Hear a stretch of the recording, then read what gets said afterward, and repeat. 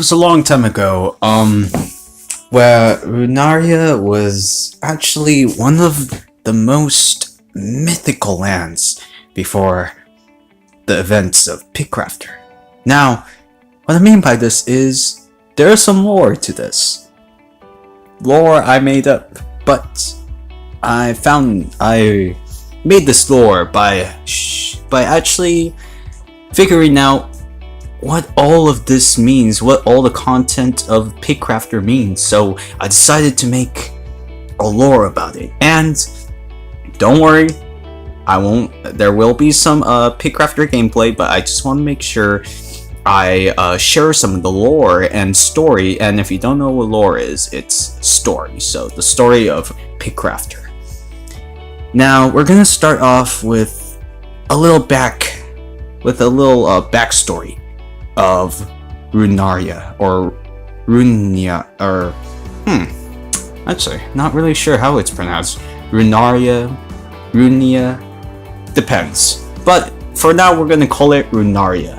Now Runaria used to be a land filled with wonderful creatures, mythical creatures from different types of species that have never been seen before. Now these weird species lived in certain biomes in Runaria. Now, Runaria was a continent filled with clustered biomes. All these biomes were clustered into one, except for the planets, of course, because they were in space at that time. And we're not even going to count the Nether or the End. The Nether and the End are portal, or dimensions. Sorry. But excluding the space biomes and the portal biomes, we're going to go back to Runaria's history. Now, Runaria was actually a place, like I said, filled with mythical creatures. Now, these mythical creatures ruled Runaria, and they fed the biomes. They were the hearts of the biomes. Without them, the biomes wouldn't live. The biomes would die.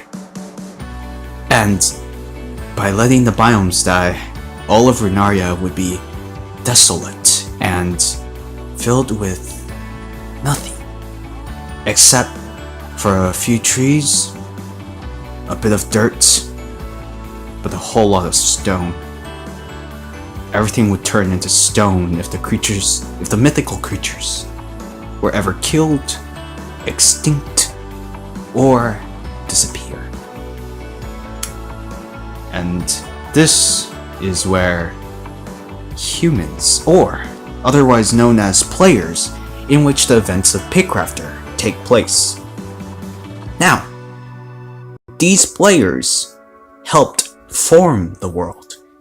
However, they were also doing something they didn't know at the time was bad. And what I mean by this is, the events of PickCrafter right now is where we're actually destroying the biomes. We're destroying the biomes blocks, their resources. However, this balances because players figured out that they can reverse time using Prestige. However, this also impacts their picks, making them stronger, making the resources tougher, meaning adaptation to the pickaxes would have to be done. Therefore, this is where the events of PickCrafter began in Runaria. Now, during Runaria times, before the PickCrafter events, and before the players have colonized Runaria, the continent, there were actually some very, very, very huge threats in Runaria. Now, these threats were sometimes minor, but some were major. Now, these major threats were the bosses. And that is a story for another time. The bosses will be another story for another time. But for now, we're going to talk about how these bosses actually impacted the world. These bosses were like avatars hearts of these biomes. However, some are missing, and we're not sure why. But there are loads and loads of bosses. There were back then.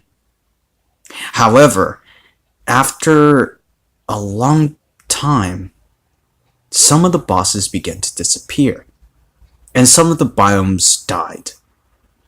For example, the Aether.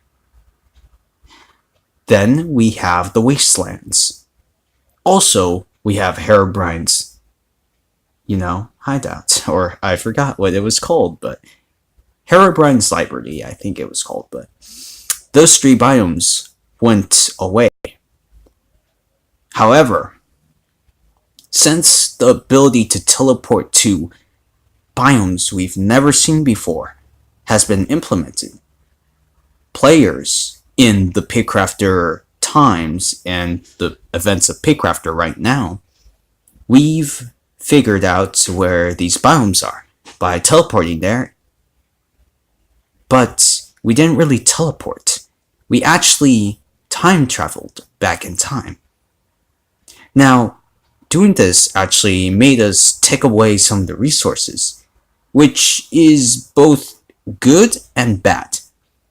Now, having these resources into the present day was actually bad, because it would deform all of Runaria, and thus new bosses appeared and some disappeared. But the only reason these biomes went extinct was because their bosses was nowhere to be seen. Now, the reason as to why this was because of the fact that these bosses didn't really adapt well. And the Wastelands, we hadn't seen the bosses for the Wastelands, the Aether, or the Herobrine's Lair. However, we can speculate that these bosses were actually parts of these biomes. However, they're no longer found anymore, meaning they were extinct. Therefore, causing a bit of mayhem.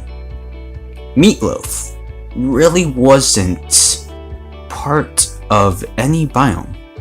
However, he then took over the desert biome, becoming the boss of the desert biome by guarding the temple inside. The original boss used to be a sandworm. However, this is a story for another time, like I said. Now, Meatloaf took over the desert, Adeline took over every biome actually, except for the ones that were already controlled by other bosses. She controlled the time, space, and she also controlled the dimensions, such as the Nether and the End. And thus, her main biome she actually controlled before controlling all the other biomes that aren't controlled anymore was the Twilight Forest, which would make sense. So the Twilight Forest was her original home, and her original, control. But she then took over the ones that weren't controlled that she felt she would protect. These bosses actually helped protect the biomes that you are destroying. However, you also are helping the biomes, because too many of these resources stack up and causing wastelands like the last one in the past in Runaria's history.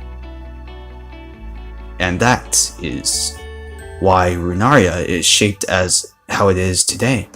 These bosses aren't real threats, but back then other bosses were. And thus, Adeline helps control all the biomes and helps protect them by balancing out the evil and the good. Thank you everyone for listening to some PickCrafter lore. Now, this isn't actual lore, this isn't the actual history, but I'm just making up like a story because it kind of fits a lot with the PickCrafter theme, and I want it to be, you know, something a bit interesting, something you guys should think about. And we'll talk more about this picks later, as to how we got these picks, and as the players, why these were important to us. But these were actually tools to craft and shape Runaria, and without them, Runaria would be desolate and filled with a whole bunch of junk. So yeah, anyway guys, if you want to see some more or hear some more lore, and you are interested into the lore stories that I make up, just know this isn't the real story. I'm just making some speculation, maybe a theory, but this is for now like a little bit of lore. So other than that guys, if you did like today's video, do please give it a big fat thumbs up. It does support the channel. And if you do like my content, do please subscribe. I ain't forcing you, as always. And as always, I will see you in the next one. Bye bye.